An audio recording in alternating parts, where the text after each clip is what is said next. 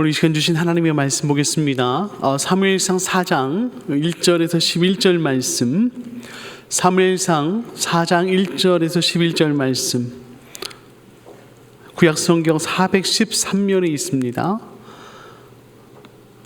우리 시간 다 같이 한 절씩 우리 교독하면서 읽도록 하겠습니다. 제가 먼저 읽습니다.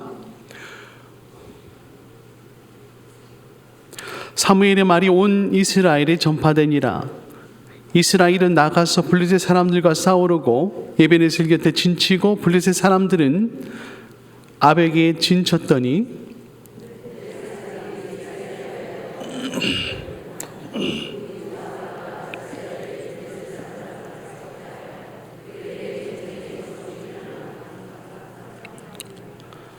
백성이 진영으로 돌아오매 이스라엘 장로들이 이르되 여호와께서 어찌하여 우리에게 오늘 블레셋 사람들 앞에 패하게 하셨는고 여호와의 언약궤를 실로에서 우리에게로 가져다가 우리 중에 있게 하여 그것으로 우리를 우리의 원수들의 손에서 구원하게 하자 하니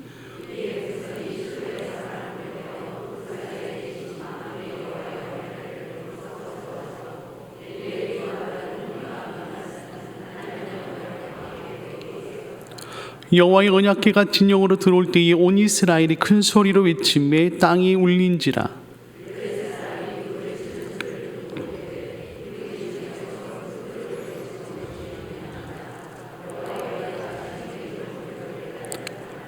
블레셋 사람이 두려워하여 이르되 신이 진영에 이르렀도다 하고 또 이르되 우리에게 화로다. 전날에는 이런 일이 없었도다.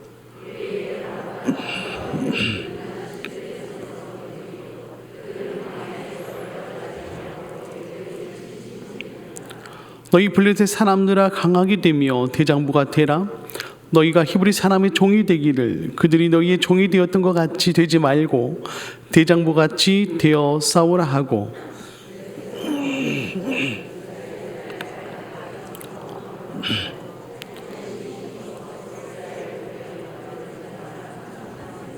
우리 같이 읽습니다. 하나님에게는 빼앗겼고 엘리의 두 아들 홈리와 비느하스는 죽임을 당하였더라. 아멘. 할렐루야, 할렐루야, 아멘. 오늘도 좋은 날입니다. 하나님께서 오늘 수요일에 오신 우리 모든 여러분들에게 또 말씀과 또 여러분의 또 사역과 또 오늘 전도 가운데 하나님께서 큰 은혜를 더하실 줄 믿습니다. 아멘. 우리의 속담 중에 이런 속담이 있어요. 설마가 사람을 잡는다라는 말이 있습니다. 설마가 사람 잡는다, 이 말이 무슨 말입니까? 그럴 리 없겠지 하고 안심하고 있다가 낭패를 본다는 뜻이 설마가 사람 잡는다라는 뜻이죠. 설마 그렇게 되겠어? 설마 나에게 그런 일이 일어나겠어? 설마 다른 사람은 몰라도 우리 아이들은 아닐 거야. 우리는 이렇게 생각하고 안심할 때가 많이 있습니다. 그런데 중요한 것은 이 설마라는 것이 사람을 가리지 않는다는 거예요. 나는 아닐 줄 알았는데 그 일이 나에게 혹은 나의 가족에게 내 주변 사람에게 일어나서 내가 당황할 때가 있다라는 겁니다. 왜 나에게 그런 일이 일어났을까요? 왜 우리 가족에게 이런 일이 일어났을까요? 정말 재수가 없어서 그렇습니까? 운이 더럽게 나빠서 그랬습니까? 여러분, 하인리 법칙이라는 게 있습니다. 하인리 법칙 들어보신 분 계십니까? 1931년 미국의 보험사 직원이었던 하버트 윌리엄 하인이라는 사람이요, 약 7만 5천 건의 사고를 정밀 분석합니다. 그리고 나서 그 결과를 통계적으로 분석하여서 법칙을 낸 것이 하인리 법칙이에요. 일명 1대 29대 300이라는 법칙이라고 우리에게 알려졌습니다. 1대 29대 300이라는 뜻이 무엇일까요?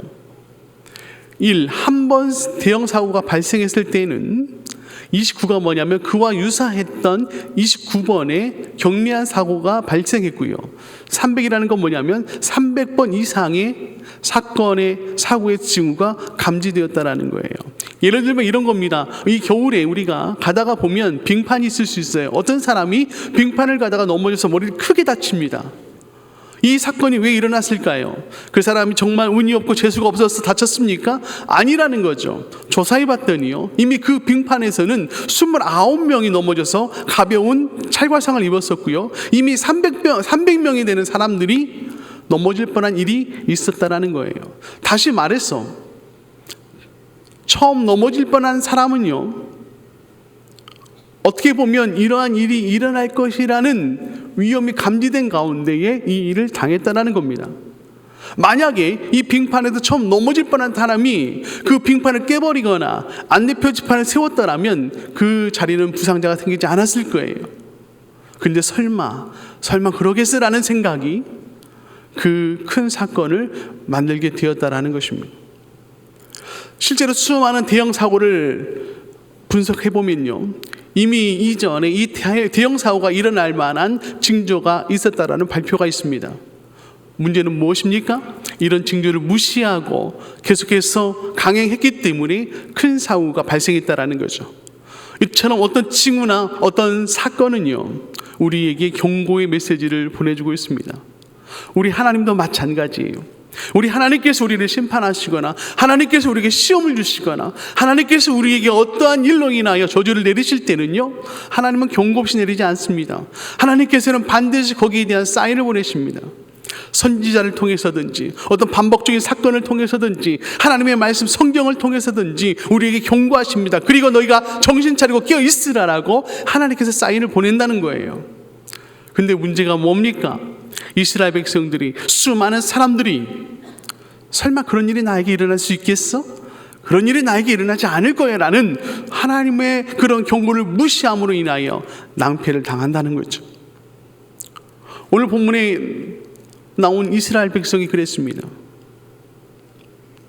우리가 전체적으로 보진 않았지만 2장과 3장에 나오는 우리가 너무나 잘 아는 엘리 제사장, 그리고 그의 아들 홈리와 비느하스 제사장, 이 사람들이요, 하나님의 경고를 무시해서 오늘 본문에 보면 엄청난 패배를 당하게 됩니다. 오늘 이 시간에 저는요, 이 이스라엘 백성의 패배를 통해서 우리가 신앙생활하면서 실패하는 원인이 무엇인지 한번 살펴보고요, 우리가 신앙생활하면서 설마 그러겠어라는 이러한 마음이 아닌 정말 두려운 마음을 가지고 저부터 시작해서 우리 모두가 다 하나님 앞에서 바로 서는 우리 고통산교회 성도 되기를 주님의 이름으로 축복합니다. 첫 번째, 이스라엘 백성이 실패한 원인이 무엇일까라는 거예요. 이스라엘 백성이 실패한 원인은요, 맨 첫 번째, 영적 지도자가 영적 무감각에 빠져 있었기 때문에 그랬습니다. 당시 이스라엘 백성은요, 영적으로 타락해서 하나님의 영광이 떠나간 암울한 사사시대를 보내고 있었어요. 사사기를 보면 항상 그랬듯이요, 하나님께서는 타락한 백성들에게 어떻게 합니까? 사사를 보내주셨고요, 그들을 다스리면서 하나님의 살아계심을 보여줬어요. 오늘 본문 당시도 엘리 대제사장이 이스라엘의 마지막 사사로서 영적으로 침체되어 있는 이스라엘을 40년 동안 이끈 영적 지도자였습니다. 영적으로 어두웠던 이스라엘을 40년 동안 이끌었다는 것, 정말 대단하게 존경스럽고 인정받을 만한 위대한 일이죠. 그런데 세월엔 장사가 없더라고요. 하나님 앞에서 민첩하게 행동했던 이 엘리 제사장이 어느 순간부터 영적으로 둔감해지기 시작합니다. 처음에 하나님의 사사로서의 부르심을 받고 그는 이스라엘 백성을 다스릴 때에 철저하게 하나님의 말씀에 따라 다스렸을 거예요. 그런데 시간이 지나다 보니까 하나님에 대한 그 마음이 둔감해지기 시작합니다. 하나님의 음성을 듣기보다는 자기의 생각과 자기의 판단으로 이스라엘 백성을 다스렸다라는 거예요. 자신의 뒤를 이을 제사장으로서 홈리와 비느하스를 세웠지만 이 홈리와 비느하스는 어떤 사람들이었습니까? 자기의 직분을 남용해서 하나님의 제물을, 하나님께 제물로 드린 그 고기를 자기 마음대로 취한 사람이었습니다.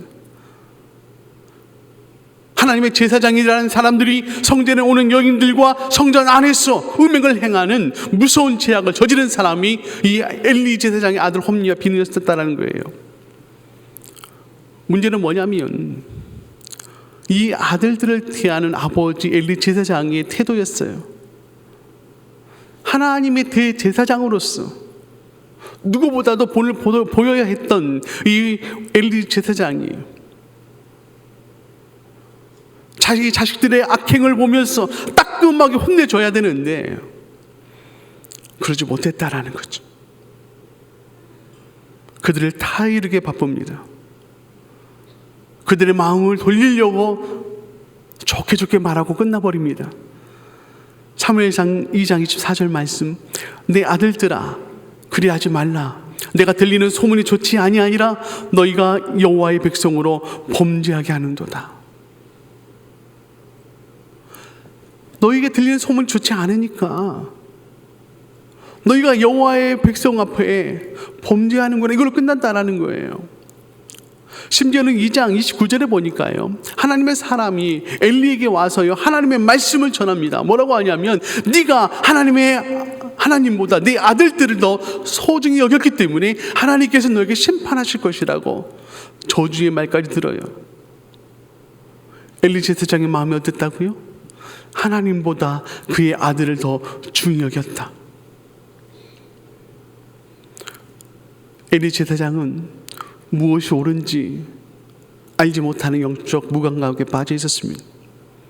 하나님보다 자식을 더 중히 여기는 영적 무감각에 빠져서 하나님의 심판을 자초했다라는 거예요. 제가 성경을 볼 때마다 가장 안타깝고 저에게도 가장 무섭게 여겨지는 부분이 이런 부분이에요. 자식을 이길 부모 없다고요.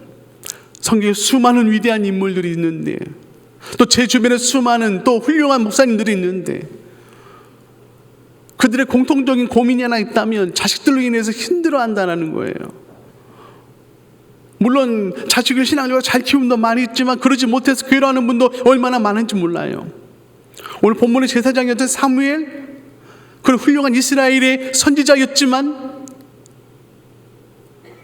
그의 자식들은요 엉망이었어요. 다윗, 하나님 앞에서 기름 부은 자로서 하나님께서 전대 후문으로 하나님께서 최고의 왕으로서 인정받은 자였지만 그는 자식 농사에서 망쳐버리고 말았습니다. 목회는 성공적인데 자식 농사가 망쳐서 세간에 오르내리는 목사님들이 얼마나 많은지 몰라요.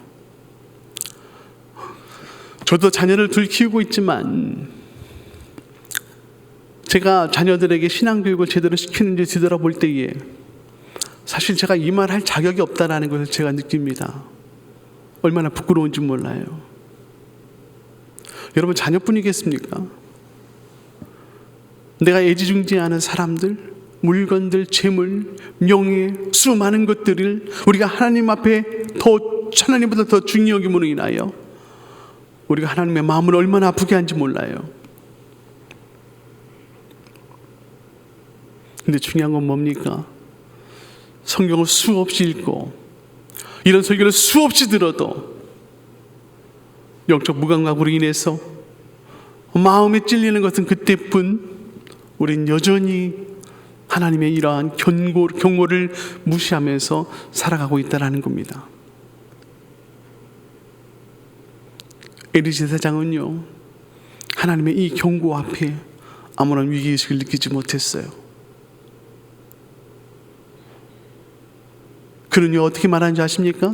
사무엘상 3장 18절에 보니까요 사무엘이 그에게 하나님의 저주의 내용과 심판의 내용을 다 전하자 엘리가 이렇게 말합니다.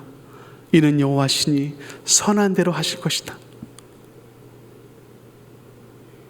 하나님의 심판을 들었어요.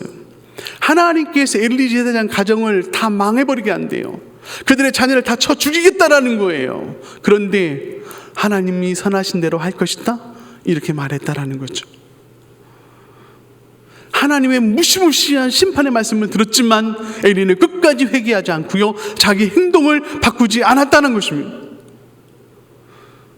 저는 이해가 되지 않았어요.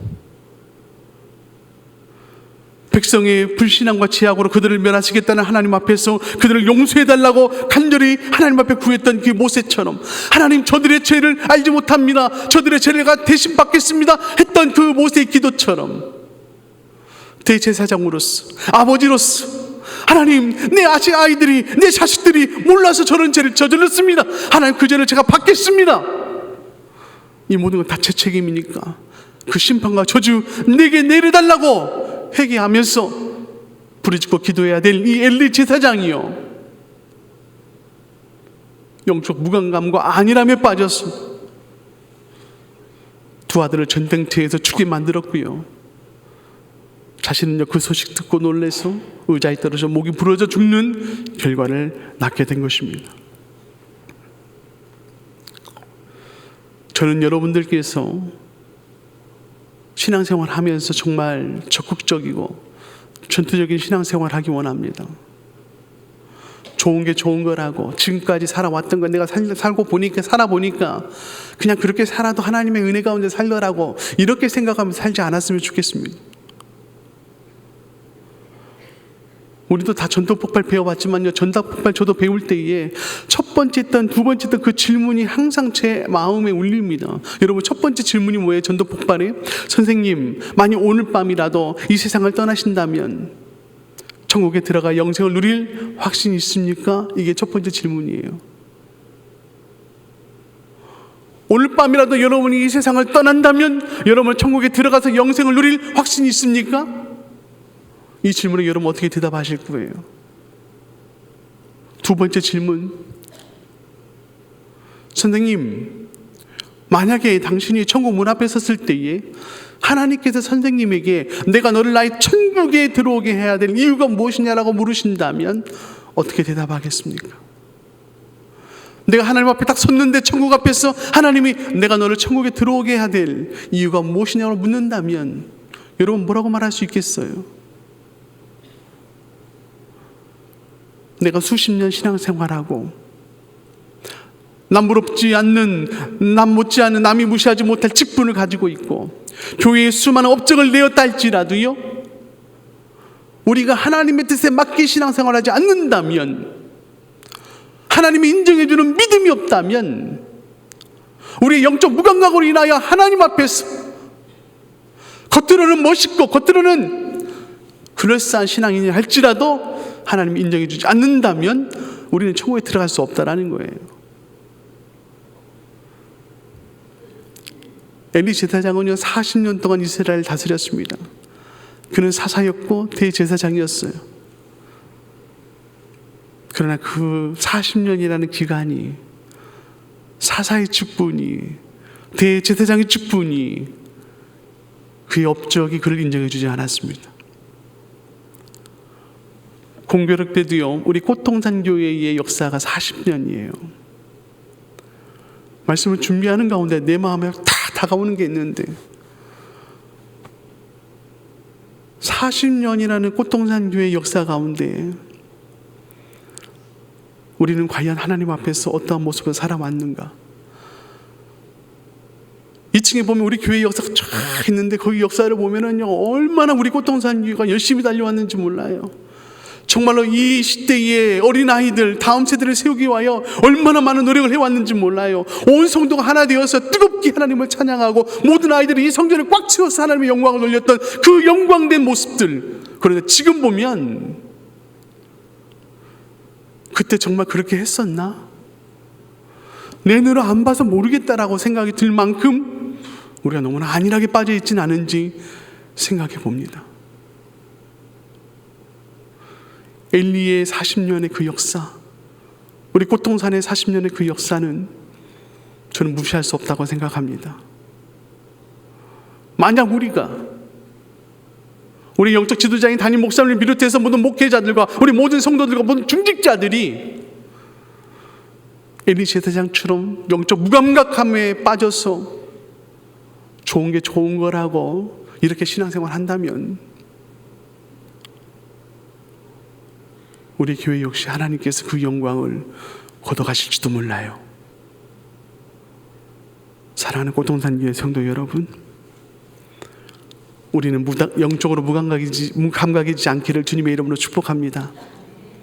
우리 담임 목사님을 비롯해서 모든 성도들이 하나님 엘리 제사장처럼 살지 않도록, 이스라엘의 장로들처럼 살지 않도록 하나님 앞에서 더욱 각성하고 기도하고 세워질 수 있도록 여러분들께서 기도하고 여러분들께서 모여서 하나님 앞에 바로 세워지는 귀한 여러분들 되기를 주님의 이름으로 축복합니다. 두 번째, 이스라엘 백성이 실패한 이유가 뭐냐면 그들은요, 모든 것을 하나님의 탓, 남의 탓으로 책임 전가했다라는 거예요. 오늘 본문 4장은요, 이스라엘과 블레셋의 전쟁 이야기로 시작하죠. 1절에 보니까 사무엘의 말씀이 온 이스라엘에 전해지고 이스라엘은 그들이 침공한 블레셋과 전쟁을 하게 됩니다. 그들이 사무엘의 말을 들으면서 옛 시대의 여호수아 시대의 영광이 떠올랐는지 블레셋과 용감히 싸웠어요. 그런데 1차 전투에서 4,000명이 죽는 패배를 맞이하게 됩니다. 이 전쟁에서 승리할 줄 알았어요. 하나님이 그들과 함께 있을 줄 알았어요. 사무엘의 말을 듣고 하나님께서 우리와 함께 하시니 우리는 승리할 거라고 확신하며 전투에 임했습니다. 그런데 이스라엘 백성이 패배해버렸어요. 이스라엘 장로들이 분노하며 말합니다. 3절에 뭐라고 합니까? 백성이 진영으로 돌아오니 이스라엘 장로들이 이르되 여호와께서 어찌하여 우리들에게 오늘 블레셋 사람들 앞에서 패하게 하셨는고 이렇게 말합니다. 여호와께서 어찌하여 우리에게 오늘 블레셋 사람들 앞에서 패하게 하셨는고. 원문을 보면은요, 여호와께서 어찌하여 우리를 오늘 블레셋 사람 앞에서 치셨는고라고 나와요. 이 이스라엘의 장로는요, 자신들이 패배한 이유를 하나님에게서 찾고 있습니다. 하나님께서 그들에게 전쟁을 요구했습니까? 아니에요. 하나님께서 그들에게 전쟁의 승리를 약속했습니까? 아니라는 거예요. 하나님은요, 그냥 그들에게 전쟁에 나가라 승리해 주겠다라는 약속을 받지 않은 채 그들은 그냥 전쟁에 나아간 것입니다. 막연하게 하나님께서 해줄 거라는 그런 막연한 생각과 함께 그들은 지금 이 엘리 제사장의 죄악과 자신들의 하나님 앞에서의 영적 무감각과 하나님 앞에서 바로 서지 못한 모습에 하나님 앞에 회개하고 하나님의 도우심을 구한 게 아니고요, 막연한 희망을 가지고 전쟁터에 나갔다가 거기서 패배하자 하나님 앞에 모든 것을 다 책임져가고 있습니다. 하나님 어찌하여 우리를 블레셋 사람들 앞에서 패하게 하셨습니까?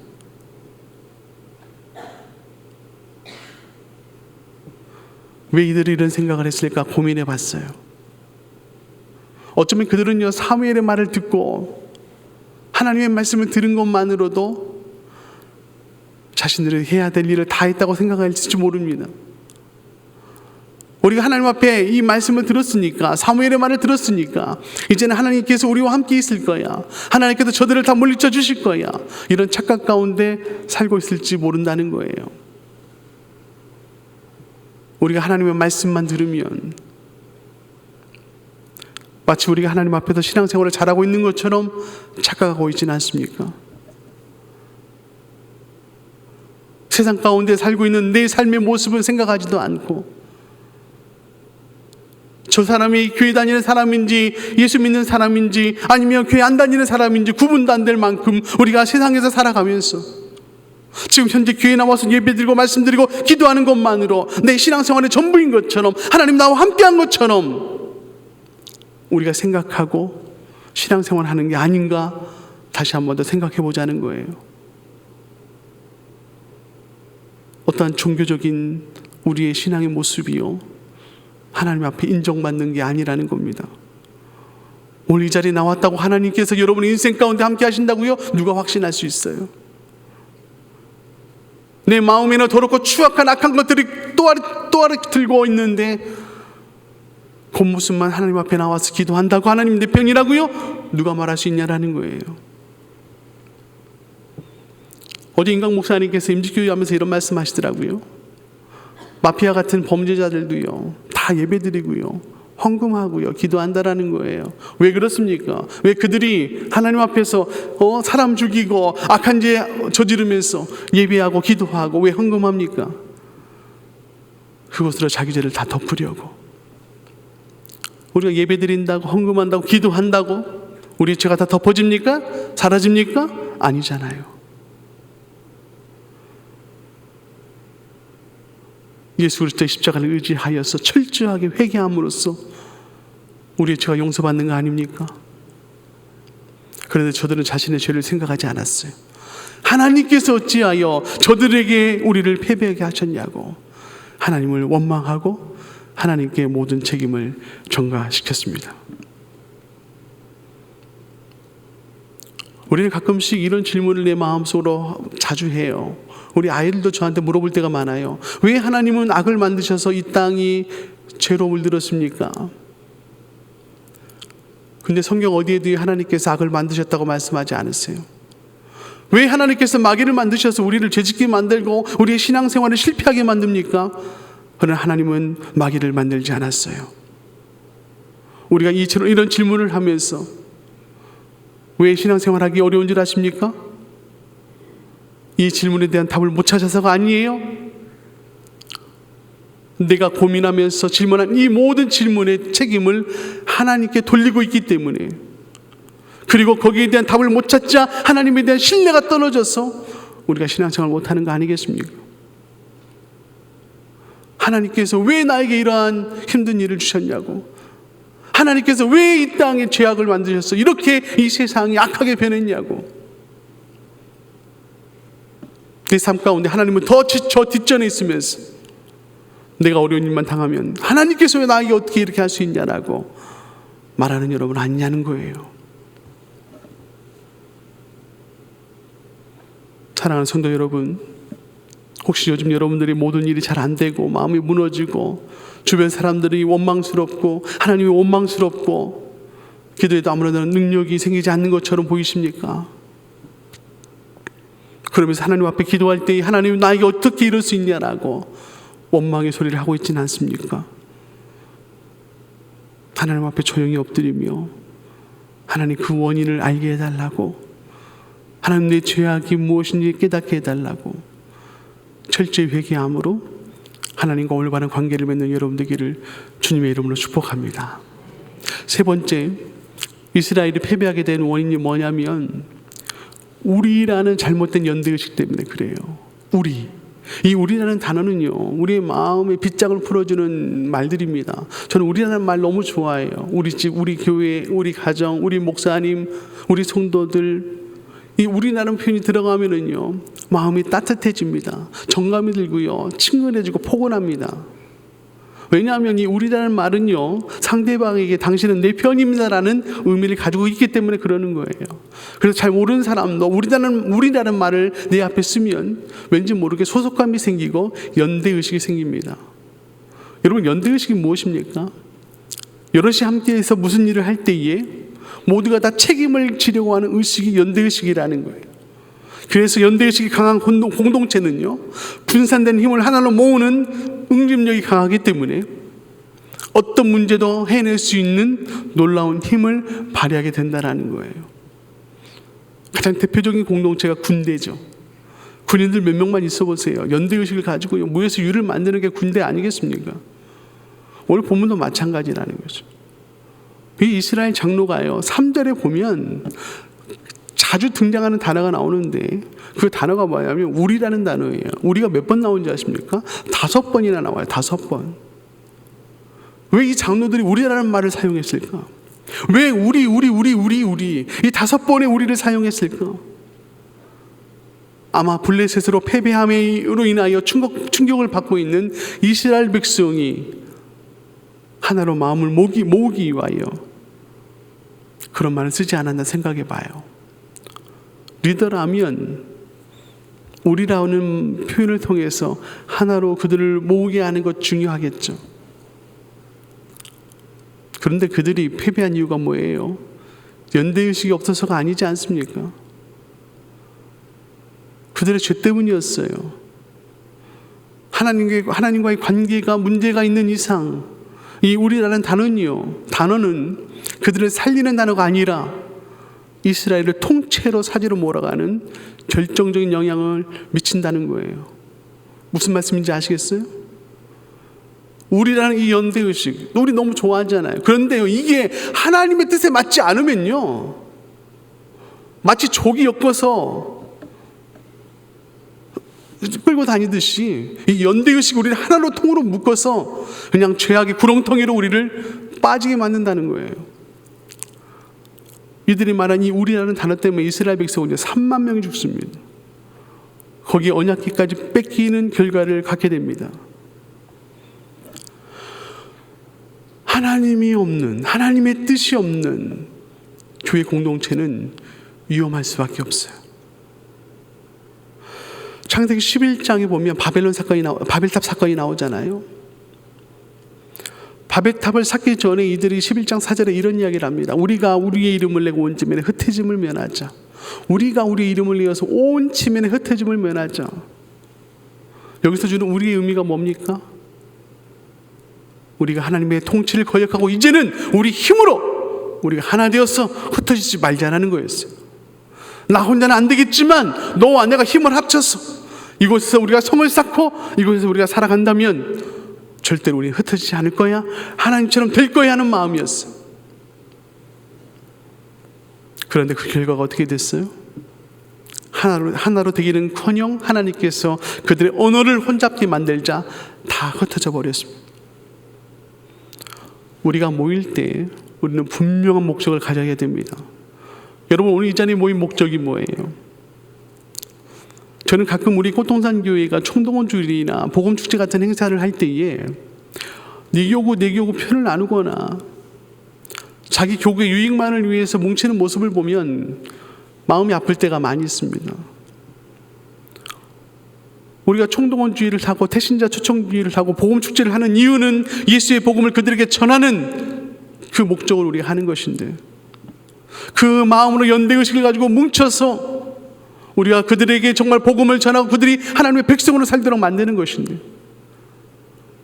우리의 연대의식은 교구의 실적이나 상금에 의하여 갖추어지는 걸 보면서 마음이 속상할 때가 많이 있어요. 저는 여러분에게 당부하고 싶은 것이, 여러분이 항상 모일 때마다 우리가 왜 이 자리에 모여야 되는지, 우리가 어떤 목적을 가지고 이 자리에 모여야 되는지, 이 자리는 침묵의 모임인지 아니면 예수를 드러내기 위한 모임인지 고민하면서 여러분이 모이기를 간절히 소원합니다. 사랑하는 속동산 교회 성도 여러분,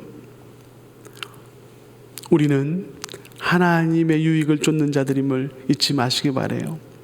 몇몇 사람들이 모여서 만든 이 공동체, 그걸로 끝나는 것이 아니고 철저히 나를 내려놓고 예수 그리스도 한 분만 따라가고 오직 예수 그리스도의 복음을 위해서 여러분들이 연대의식을 가지고 살아가는 우리 고통단교회 여러분 되기를 주님의 이름으로 축복합니다. 마지막, 이스라엘 백성이 패배한 이유 한 가지만 더 말씀드리고 마칩니다.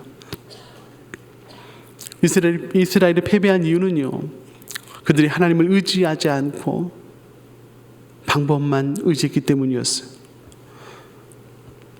1차 전쟁에서 패배한 이스라엘 백성은요, 이 위기를 극복하기 위해서 생각하는 게 뭐냐면, 연대의식을 가지고 우리가 다 같이 전쟁 가운데 하나님의 언약궤를 가져오자는 거였어요. 실로에 있던 언약궤를 전쟁터에 가져오면 이 언약궤를 통해서 그들이 승리할 거라는 생각에, 그들은 그것만 상상해도 너무나 가슴이 뛰면서 언약궤를 실로에서 이스라엘 진영으로 가지고 옵니다. 언약궤를 본 순간 온 이스라엘이여 사기가 충천합니다. 이제는 됐다, 이것만 있으면 할 수 있다. 그들의 환호성을 지릅니다. 이 환호성이 얼마나 컸던지 블레셋 진영에까지 그 소리가 들렸고요, 이 블레셋 사람들이 벌벌 떨 만큼 이 언약궤의 영향력은 엄청났어요. 그런데 그 전쟁의 결과가 어떻게 됐습니까? 그들은 완전히 깨져버렸습니다. 언약궤만 있으면 성공할 줄 알았는데 이스라엘 백성은 완전히 패배하였고, 과거 자기들에게 승리를 가져줬던 이 언약궤가 블레셋 사람들에게 빼앗기고 말았어요. 그들이 언약궤를 가지고 있음에도 패배한 이유가 무엇이었을까요?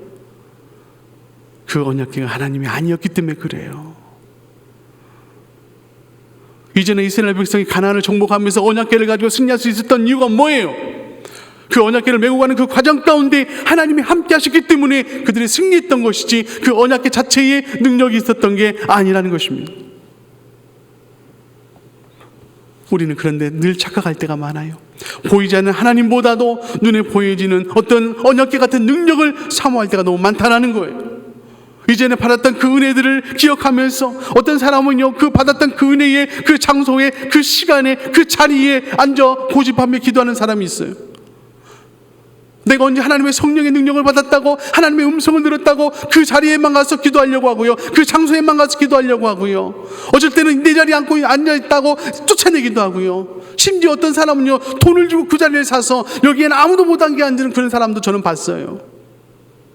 여러분이 은혜 받았던 그 장소가, 그 자리가, 그 시간이 하나님의 능력을 나타내는 겁니까? 그렇지 않잖아요. 하나님에게 받은 은혜만 집착하여서 그것만 쫓아가는 생활, 그것만 있으면, 그 자리에만 있으면 마치 그때의 영광이 다시 나에게 임할 것 같다는 그런 착각들, 그게 우리의 잘못된 언약궤 신앙이나 있는 겁니다. 여러분에게 언약궤는 뭡니까? 눈에 보여지는 것들, 어떤 종교적인 요소들도 많이 있어요. 이 예배당, 저기 있는 십자가, 눈에 보이는 성경책, 우리의 예배 기도 헌신들, 이게 마치 언약궤처럼 이렇게만 하면, 이것만 있으면 될 것처럼 보여지는 이러한 잘못된 언약궤 신앙들, 오늘 여러분들 그것들 다 버리기를 주님의 이름으로 축복합니다. 그것들이 우리에게 승리를 주는 게 아니에요. 그것들이 우리에게 복을 주는 게 아니에요. 그것들이 우리를 살리는 게 아니라는 것입니다. 우리가 얼마나 하나님과 함께하고 있느냐, 얼마나 하나님을 의지하고 있느냐, 얼마나 하나님 앞에서 우리가 올바로 세워지고 있느냐, 이게 더 우리에게 중요한 줄 믿습니다. 말씀을 마칩니다. 사랑하는 고통단교회 성도 여러분은 얼마나 하나님 앞에서 영적으로 깨어져 있습니까? 혹시 여러분들이 영적 무감각 가운데 살아가고 있지는 않습니까? 어제나 오늘이나 똑같이, 1년 전이나 2년 전이나 똑같이 살아가고 있지는 않습니까? 저도 그럴 때가 너무나 많아서 어쩔 때는 막 제 가슴을 치면서 그걸 깨보려고 해도요, 안 될 때도 많더라고요. 이건 그냥 되는 게 아니에요. 정말 피나는 하나님 앞에서 기도와 성령의 도움 없이는 안 되더라고요. 먼저 여러분, 하나님 앞에서 영적 무감각, 영적인 나태함으로부터 벗어나는 여러분 되길 주님의 이름으로 축복합니다. 또한 하나님 앞에서 하나님에게 책임 전가하지 말고요, 다른 사람에게 책임 전가하지 말고요, 하나님, 내가 잘못했습니다. 다 내 탓입니다. 내가 하나님 앞에서 잘못 신앙생활에서, 기도하지 않아서, 회개하지 않아서 일어난 일이라고 고백하면서 철저히 내 자신을 돌아보는 여러분 되길 주님의 이름으로 축복하고요, 마지막, 우리만 있으면 된다라는, 우리만 있으면 할 수 있다라는 그런 연대의식 버리고요, 오직 하나님을 위한 우리가 되어서 하나님의 영광을 위해 살아가며, 마지막 하나님이 받았던 그 은혜에 집착하기보다는 여러분의 삶이 매일매일 하나님 앞에서 리뉴얼되는, 새롭게 되는 우리의 모습이 되도록 하나님 앞에 바로 세워지는 여러분 되기를 주님의 이름으로 축복합니다.